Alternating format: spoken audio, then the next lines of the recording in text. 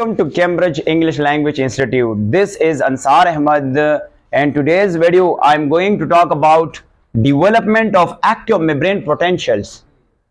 अगर आपने इससे पहले वीडियो नहीं देखा है तो मैंने वीडियो अपलोड किया है, उसमें नर्व इंपल्स और रेस्टिंग मेम्ब्रेन पोटेंशियल। तो आप पहले रेस्टिंग मेम्ब्रेन पोटेंशियल को देख ले, फिर आओ और इस वीडियो को देखो तो आपको ये समझ आएगा। सबसे पहले बात करते हैं कि जो एक्टिव मेम्ब्रेन पोटेंशियल है इसका दूसरा नाम क्या है।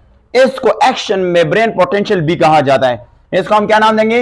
इसको हम नाम देंगे एक्शन। इसको हम क्या नाम देंगे? एक्शन मेम्ब्रेन पोटेंशियल भी कहते हैं, पोटेंशियल भी कहते हैं, इसका नाम है पोटेंशियल भी कहते हैं। ये तो एक बात हो गया। आपको पता है अब एक्शन पोटेंशियल क्या चीज है, तो इसको तरह हम मेम्ब्रेन से देख लेते हैं कि फॉर एग्जांपल ये हमारे पास इसको हमने नाम दिया था कि ये आपके पास, ये हमारे पास है एक्सोन, और ये आउटसाइड है, ये इनसाइड ऑफ मेम्ब्रेन होता है।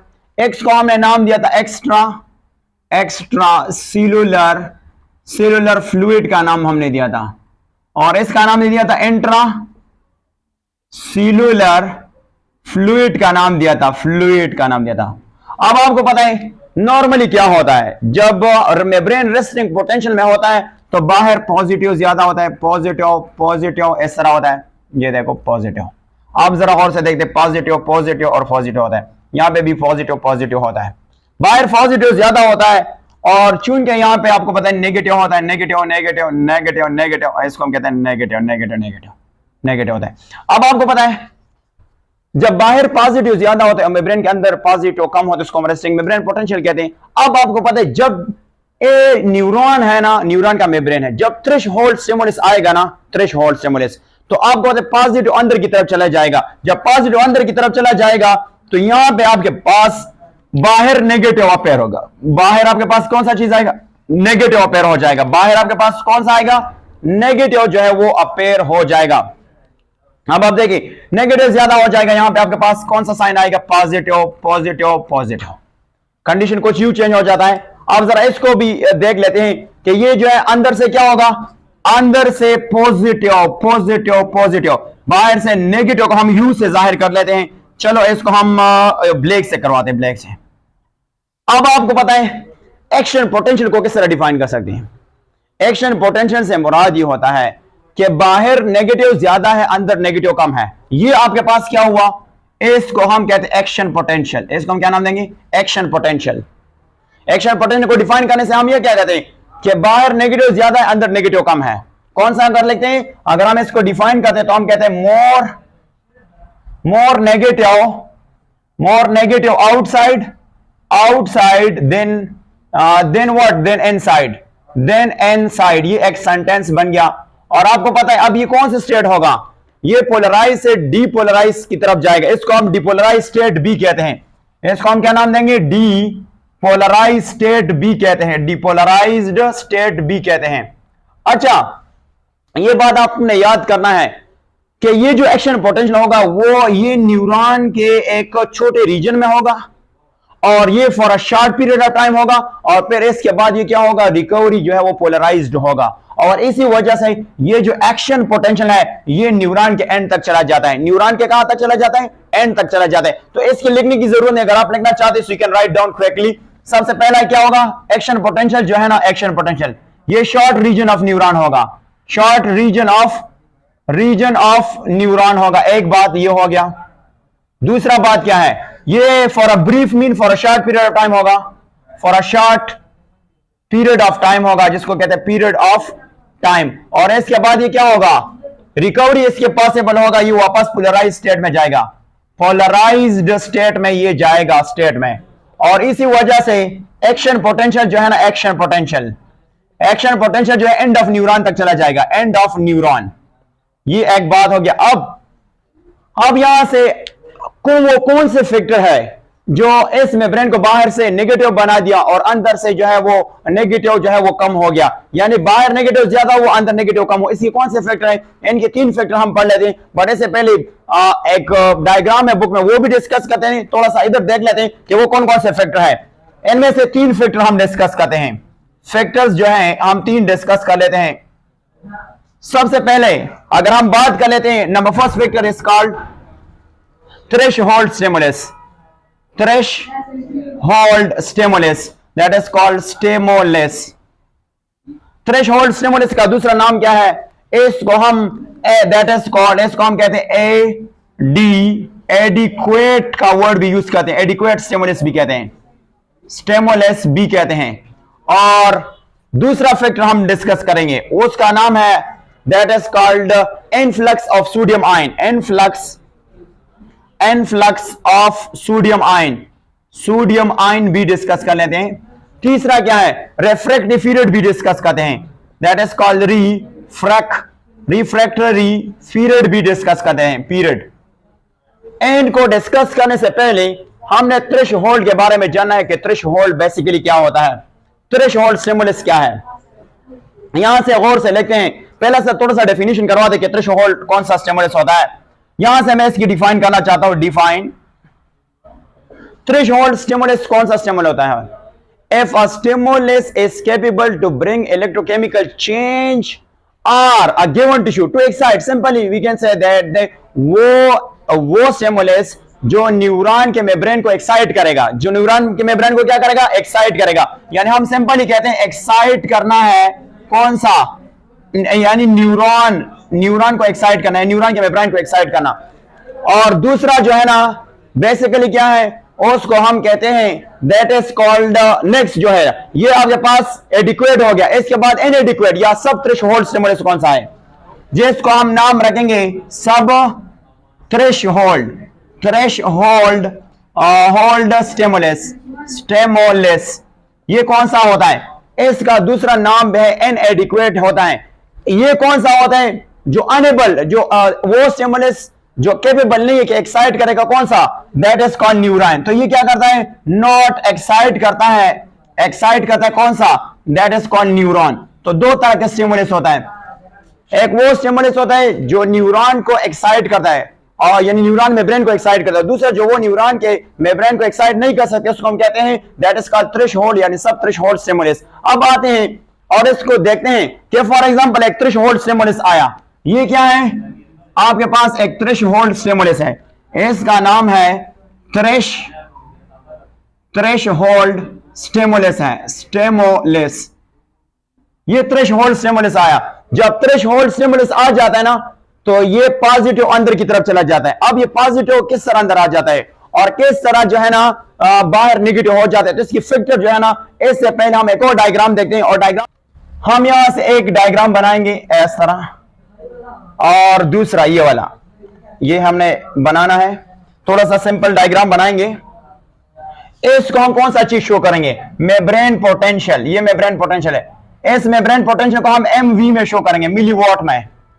तो यहां पे आपके पास 100 माइनस 100 होता है, यहां पे आपके पास होता है जिसको हम कहते हैं -50, और यहां पे आपके पास 0 और यहां पे आपके पास 50 प्लस मिलीवॉट होता है। अब हमने मिली सेकंड को भी रिप्रेजेंट करना है, तो टाइम को हम किस में रिप्रेजेंट करेंगे? टाइम को हमने रिप्रेजेंट करता है मिली सेकंड में, मिली सेकंड में रिप्रेजेंट करता है, दैट इज कॉल्ड सेकंड में रिप्रेजेंट करता है, मिली सेकंड्स में। तो यहां पे देख लेते हैं कि किस तरह होता है। सबसे पहले हम क्या कर लेते हैं, 1 2 3 4 5 6 7 8 9 और 10 यू किस तरह कर लेते हैं।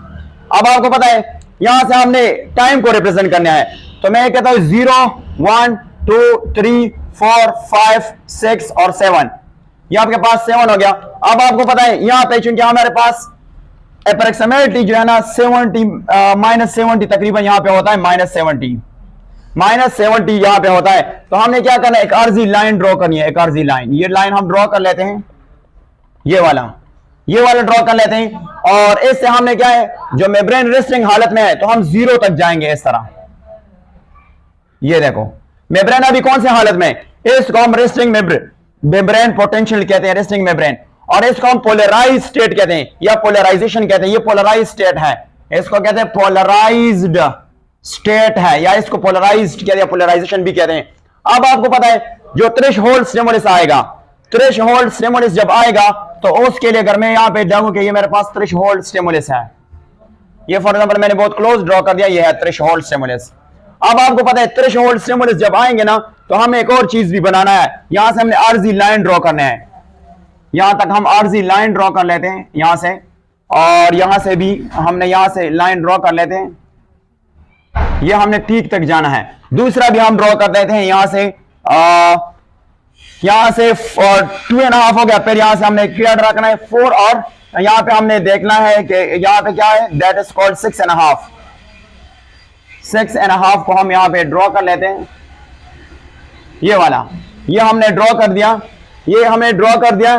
तो अब क्या कर लेते हैं, यहां से अगर हम देख लेते हैं तो हमने सबसे पहले क्या करना है, इनको यहां से जब स्टिमुलस आएगा तो ये कहां से कहां तक चला जाएगा, ये यहां से थ्रेशोल्ड स्टिमुलस है, इसको हम क्या नाम रखेंगे, threshold stimulus, threshold stimulus, stimulus का नाम देते हैं थ्रेशोल्ड स्टिमुलस। अब ये कौन सा स्टेज शुरू हो जाता है, जिसको हम कहते हैं पोलराइज्ड होना, ये ऊपर जाएगा इस तरह की, और ये नीचे आ जाएगा इस तरह, ये से आ जाएगा इस तरह, ये वापस इस तरह। ये अगर देख लेते हैं तो ये आपके पास कौन सा स्टेज हो, इसको कहते हैं ना, that is called depolarization. Depolarization का वर्ड हम इसको यूज करते हैं, और ऊपर से नीचे जब आ गया इसको हम क्या नाम देंगे, इसको हम रिपोलराइजेशन का वर्ड यूज करते हैं, रिपोलराइजेशन, रिपोलराइजेशन का वर्ड यूज करते हैं। और ये जो आपको नजर आता है एक्शन पोटेंशियल है, एक्शन पोटेंशियल नजर आए पीक में है, और ये आपके पास रिफ्रैक्टरी पीरियड है, रिफ्रैक्टरी पीरियड है, जिसको कहते हैं आर, पीरियड का वर्ड यूज करते हैं, पीरियड। अब यहां से देख लेते हैं, पहला पोलराइज्ड, फिर आपके पास डीपोलराइज, फिर रिपोलराइज, और ये जो आपको नजर आता है इसको कहते हैं हाइपर पोलराइजेशन, पोलराइजेशन इसको हम कहते हैं, पोलराइजेशन, हाइपर पोलराइजेशन कहते हैं। अब यहां पे देख लेते हैं कि ये जो रिफ्रैक्टरी पीरियड है, सबसे पहला क्या है, सबसे पहला रेस्टिंग मेम्ब्रेन पोटेंशियल है, क्या हुआ, डिपोलराइजेशन हो गया, वो 50 तक पहुंच गया, फिर इसके बाद रिफ्रैक्ट यानी ये नीचे आया, बट ये रेस्टिंग मेम्ब्रेन से भी नीचे गिर गया, इसलिए इसको हम हाइपरपोलराइजेशन कहते हैं। और ये वापस, ये रिकवरी पीरियड, इसको कहते हैं रिफ्रैक्टरी पीरियड होते हैं, ये वापस रेस्टिंग मेम्ब्रेन तक चला जाता है।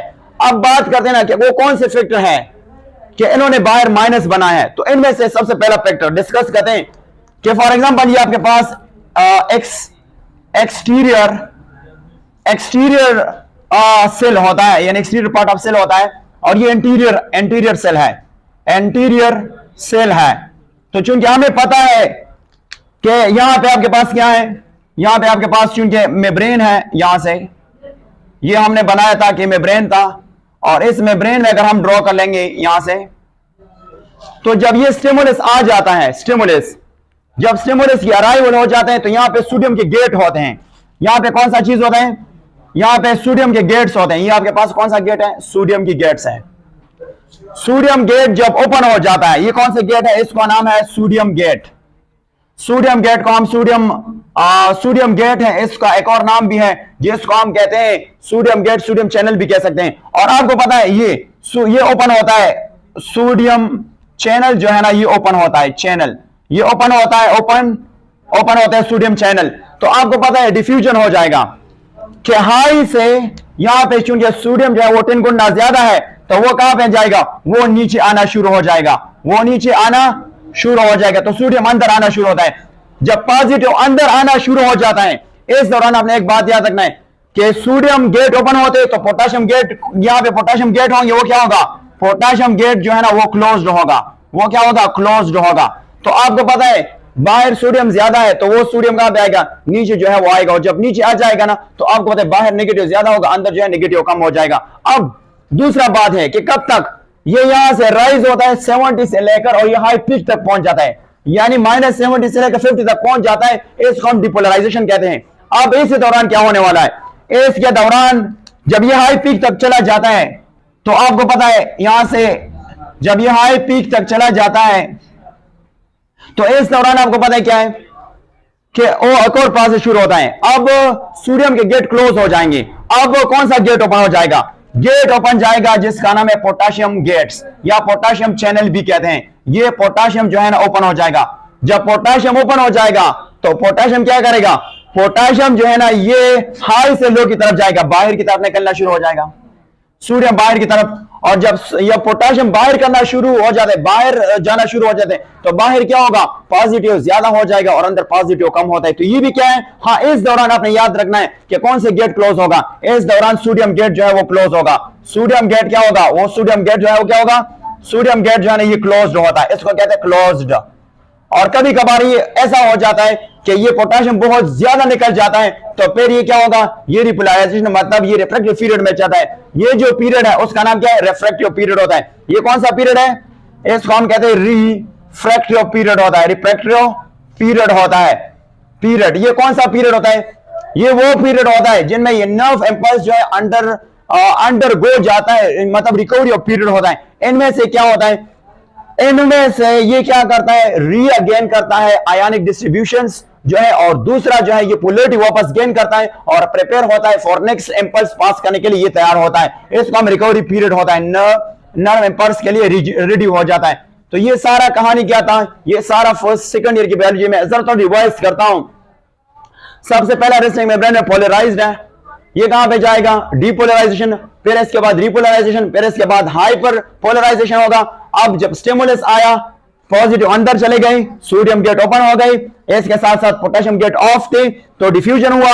फिर जब ये पीक तक चला जाता है, यानी इसको कहते हैं स्पाइक या इसको कहते हैं पीक पोटेंशियल, फिर इसके बाद पोटेशियम चैनल ओपन जाता है, सोडियम बंद हो जाते हैं, इतना पोटेशियम निकल जाता है कि क्या हो जाता है, हाइपर पोलराइजेशन हो जाते हैं। और फिर इसके बाद रिकवरी पीरियड होता है, कि रिकवरी पीरियड में फिर क्या होता है, ये वापस रेस्टिंग मेम्ब्रेन में चला जाता है, और जब रेस्टिंग मेम्ब्रेन में चला जाता है तो ये नेक्स्ट इंपल्स के लिए रेडी हो जाता है। तो ये था